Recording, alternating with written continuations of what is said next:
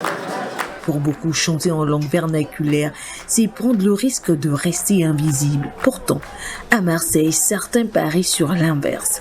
Et si notre différence était en réalité notre plus grande force de frappe? On traite tous les sujets et les thématiques qui vont traverser l'écosystème de la musique et notamment de structuration sur lequel on a mis nos camarades gabonais également cette année au panel. Direction le pavillon des exposants, le stand Gabon ne passe pas inaperçu. On ne parle pas de barrière de la langue, mais de signature sonore. Afin de rencontrer des partenaires, des collaborateurs et surtout des financements. Si on ne vient pas sur des salons comme cela, eh bien, on n'aura jamais l'opportunité ni la possibilité de voir des artistes gabonais se produire sur d'autres scènes. Très heureux de voir qu'il y a une délégation du Gabon. C'est important que les politiques publiques s'emparent des questions culturelles pour accompagner les créateurs qui ne sont pas forcément sur un marché mondial, mais qui ont pour autant des choses à dire. En 2026, l'authenticité n'est plus un luxe, c'est un argument de vente massif pour l'échiquier